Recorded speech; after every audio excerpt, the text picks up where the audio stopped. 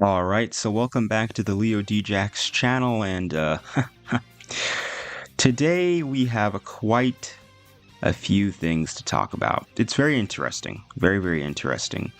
So the title of the video is Infinity Strash bad? I feel like I got to talk about this because there's been a lot of drama regarding this game, right? So before I talk about, the situation in regards to Infinity Strash, I just want to say that I'm a YouTuber, quotation marks, but I'm kind of just your average Joe. I have to wait till the release of the game to actually play it. I did not get this game early. It's a bit of a shame because it would have helped in covering it, but yeah. So my review of this game won't come out in probably 1 to 2 weeks, because I need time to play it, need time to collect my thoughts, and need time to put that into a video. But besides that, right, we have some reviews of this game have already been released, right? They're out. And the one that everyone's been talking about is, the one from Noisy Pixel. That and also the Metacritic scores are not too well either, so I kind of just want to go through this and kind of just give my opinions on it, talk about it, so on and so forth. So, first let's talk about the Noisy Pixel review, because that's what everyone's been bringing up to me, so on and so forth. I've seen people on Reddit, people on YouTube who have just straight up been like, yeah, I'm just not buying the game anymore, just because they've seen that one review.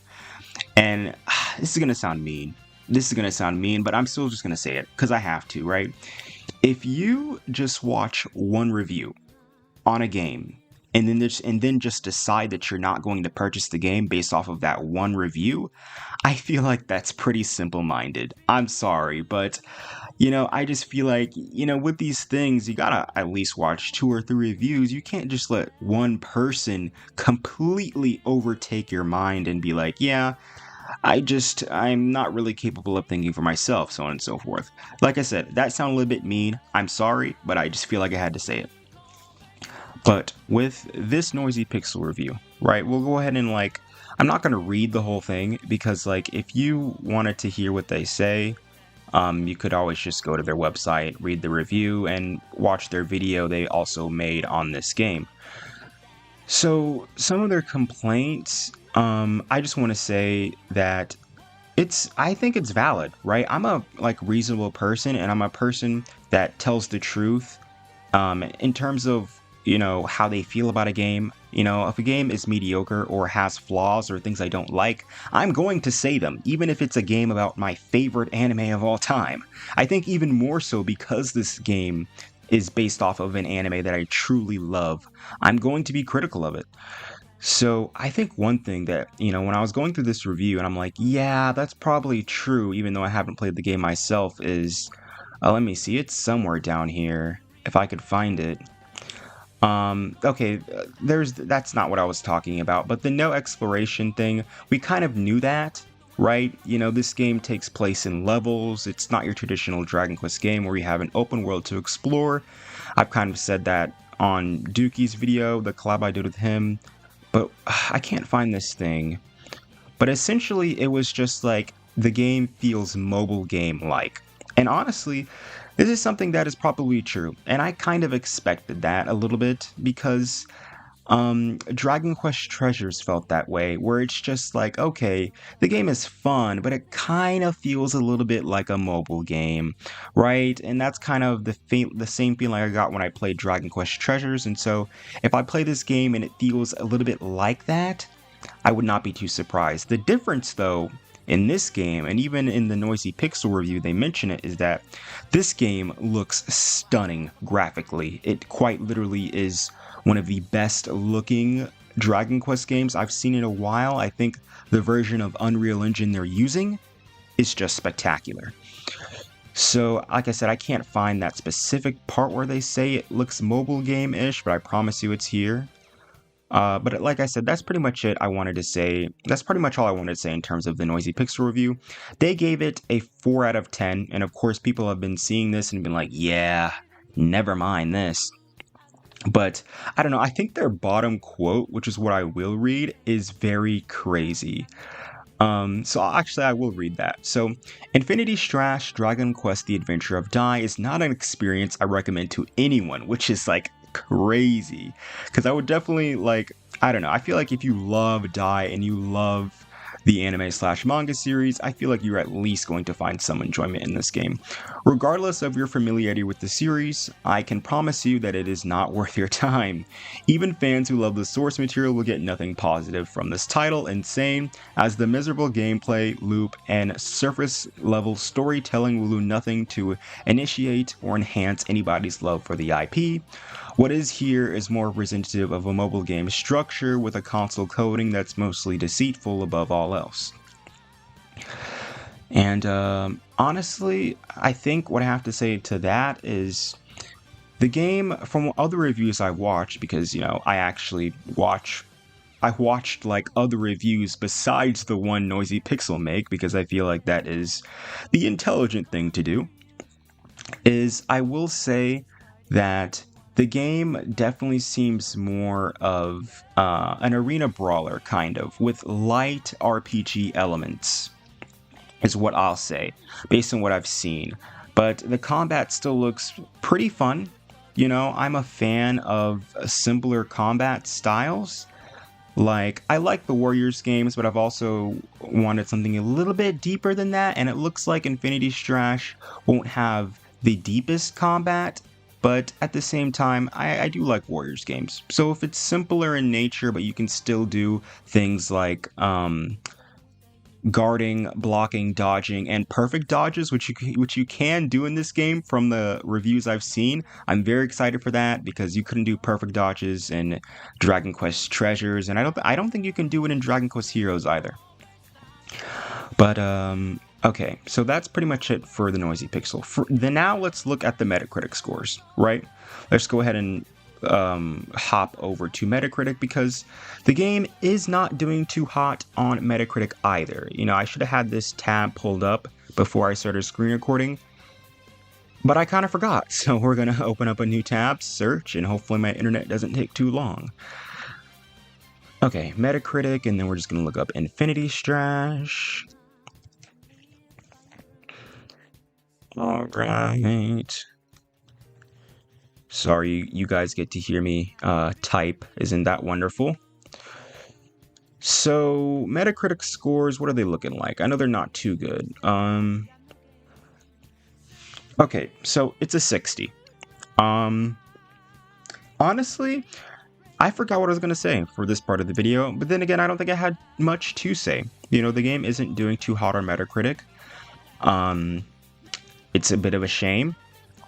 But like I said, I do think you should, you know, watch multiple reviews and watch video reviews is what I would say. Obviously, you can only glean so much from written reviews.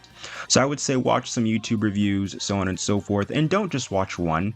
Even for my channel, I wouldn't recommend that, you know, because I feel like that's haughty of me to be like, yeah, all you need is the Leo Djax opinion and you're set. Like, no. Get multiple opinions. So we can see the 40 review from Noisy Pixel, but you see like most reviews are higher than the 40 Noisy Pixel gave, like 60, 70, and I think this is just because people are not a big fan of the probably mobile game-esque feeling.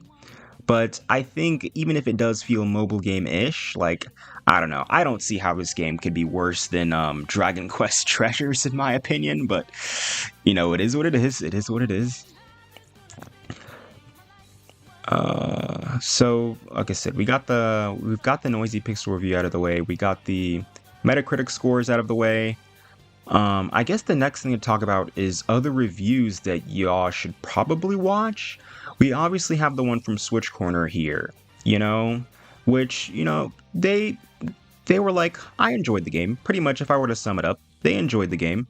So obviously, you know, I feel like people are focusing on this, you know, 4 out of 10 Noisy Pixel review, when, you know, a lot of people have said, yeah, the game is, you know, not the greatest, but I had solid fun with it for what it is, right?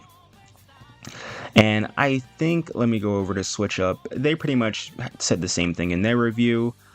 Switch Up's review is not really, they didn't do like a numbered score review, but they were like, yeah, there are some positives about it. It can be a little bit repetitive, but all in all, I would say I enjoyed my time with it, so on and so forth. So definitely watch the review from Switch Up and also the review from Switch Corner.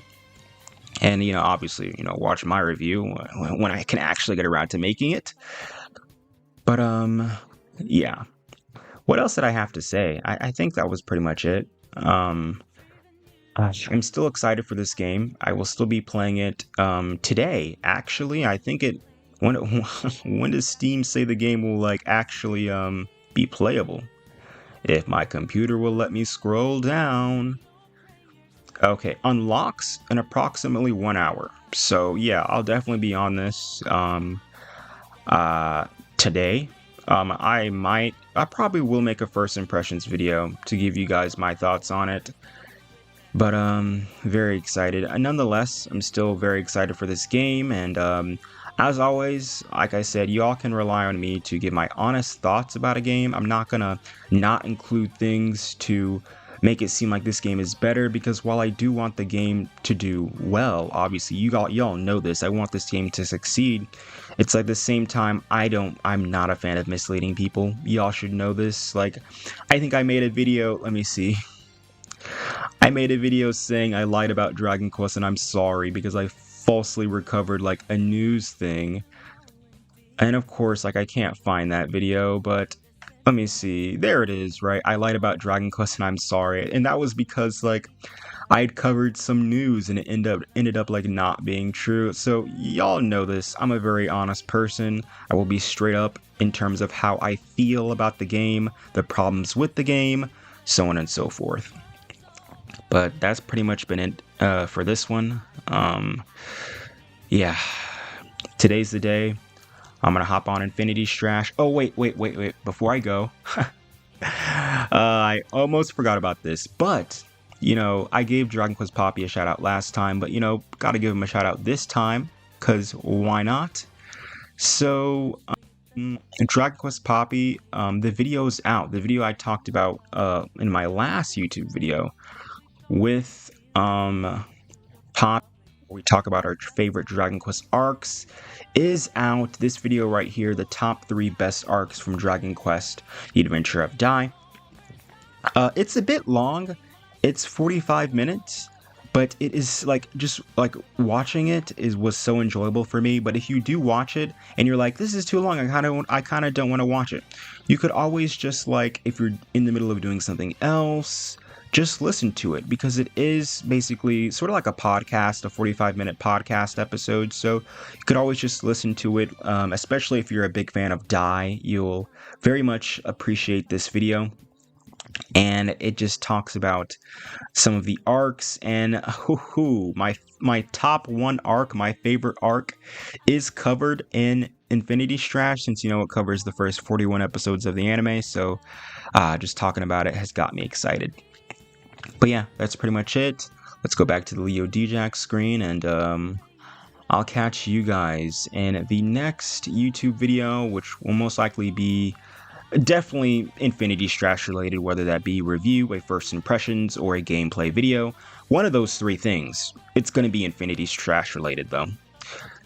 Alright, I'll talk to you guys later, and peace.